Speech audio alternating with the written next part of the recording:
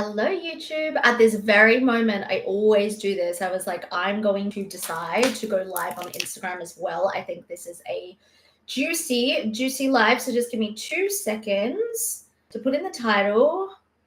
Identity shifts for female. How are we going? We're going to be talking about identity shifts for female entrepreneurs. Speak a little bit about subconscious reprogramming. This is something that is inspired by my upcoming. The waitlist is open. All the details are in the show notes. Upcoming mastermind called Become the CEO. But I'll go into that a little bit later. Let me just go live on Instagram. There we go. And any questions along the way, definitely ask me. I was like, you know what? I'm not going to wait till later to go live. Hello, Instagram. I put on my live for YouTube and I was like, you know what? I'll bring Instagram along. I've got a fan on. I hope it's not too loud.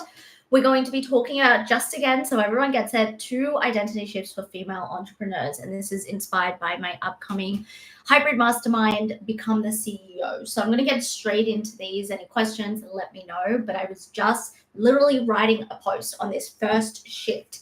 And I was like, you know what? This is the moment I'm going to go live because I think this is important. And I'm like really tuning into this. I'm getting like these specific downloads around this message.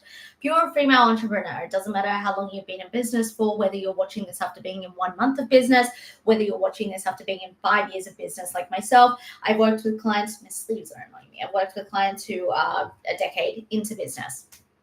And one of the things that I see that holds entrepreneurs back, online business owners, female high achieving online business owners back is this thought that this is good enough. Now, this does not mean that we are striving for perfection. So I just really want to emphasize that because I think that a really debilitating, self-sabotaging habit is when we are always aiming for perfection. And just to kind of like break that off completely, we know there is nothing as perfect. The moment that you get to, I say this to my clients.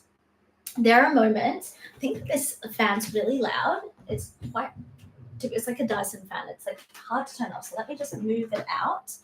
Something I say to my clients is, if I was to scroll back to my Canva 5 years ago, 6 years ago, when I started to create content, when I was making covers, when I was doing free masterclasses, etc., something that, the start of the business, I was like trying to tap into this perfectionist, like I need to get these colors right or this, all of it. No, it had to go out. And I think this is, I say this to my clients, this is where I was going with this, is like, if you scroll through my Canva from today to like 5-6 years ago, you will see the transgression, but it only means that there is no cap. We can't aim for perfection. So just to kind of like tie that in a bud, do not aim for perfection. That's not what I'm talking about. But I mean the mentality and the identity that what you've done is more than enough, especially if you're reflecting on your business over the past 3, 6, 12 months and nothing really has moved the needle, or you're not seeing the results you thought you would, you're not even close, or things aren't shifting, changing,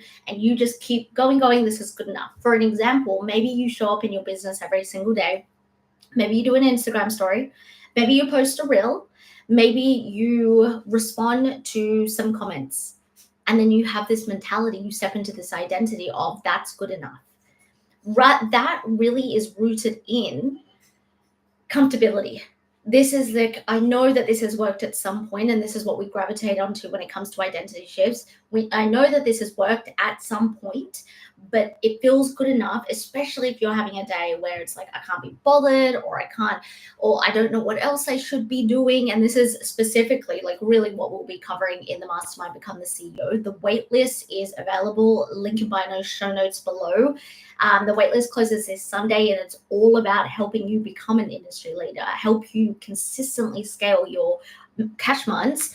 Consistently, that's the key, right? Because it's one thing to hit a cash month one time, but to do it consistently is another thing, whilst being a leader and being able to step into our identity where we're not falling back into the comfortability of doing things that once worked. A hindrance, this is still part of this identity of like good enough. A hindrance to ourselves as female entrepreneur is doing things over and over again, knowing that it's worked at one point, knowing that it's worked before, and then realizing, wait, this isn't working anymore, but it's good enough. Because I'm sure I've heard this many times when I've had women come and work with me and look at their business, and I'll say, okay, you're doing this, you're expecting X, Y, Z result.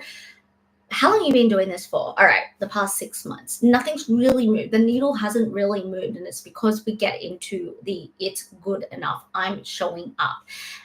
A part of my methodology, Woman Mastery, is being able to identify that, build a relationship with yourself enough to have these self-reflective moments and to really call yourself out with no shame, with no judgment, but to be radically honest with yourself, what you are doing and who you are being when you are making choices, when you are making decisions. I always recommend going one level deeper, right? One level deeper. Okay, you've shown up on your Instagram stories, you've shared a couple of Canvas slides. What's one level deeper?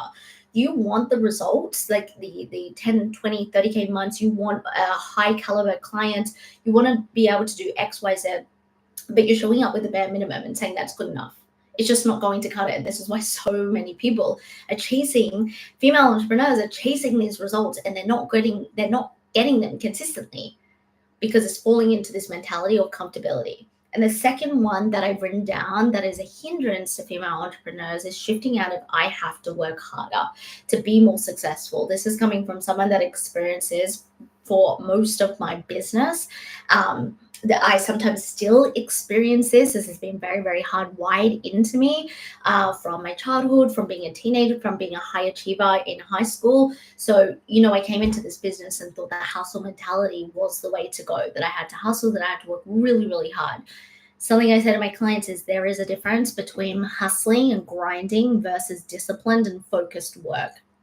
Understanding this is what we, again, the strategy side of what we do in Become the CEO Mastermind.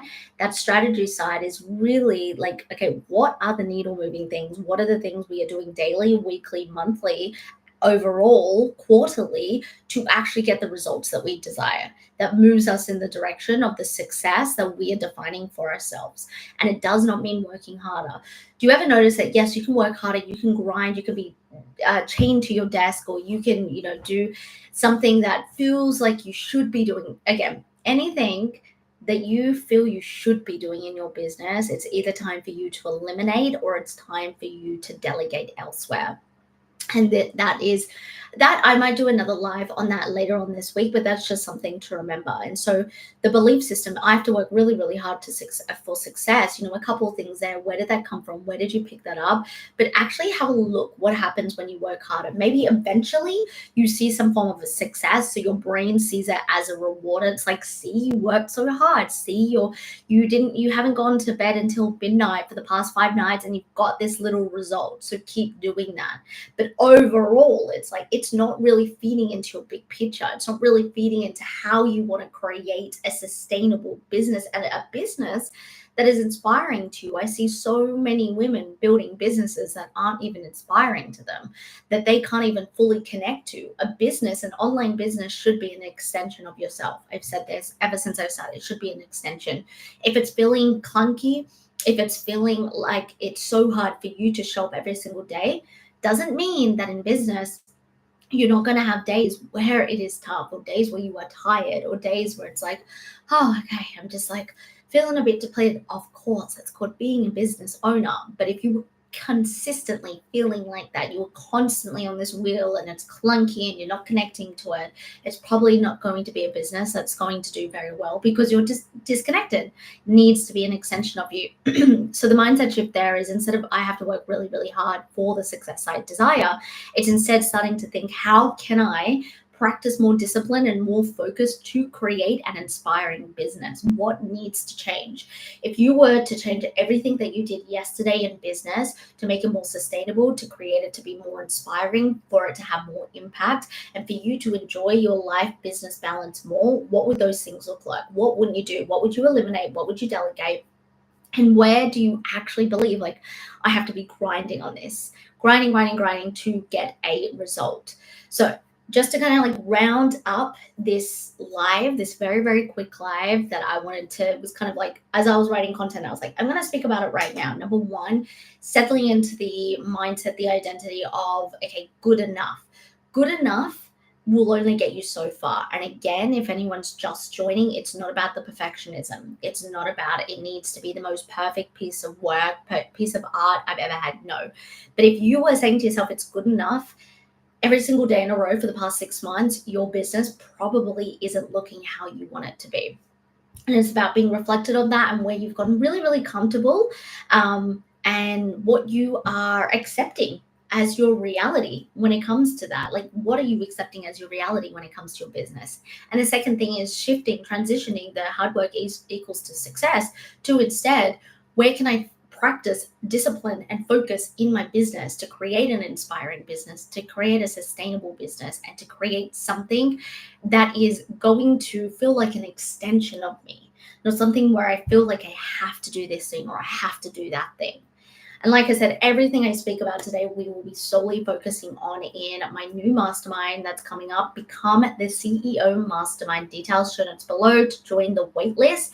It closes this Sunday. Let me just check the date. So it will close on the 1st of September, the waitlist, and then we will be open after a couple of days to the public to join, become the CEO. And it's going to be an incredible, like everything that I've learned, not only over the past 5 years, but when I was running my own business as a personal trainer, working with female entrepreneurs, hundreds over the past couple of years, and refining my own methodology to see, okay, does this actually work?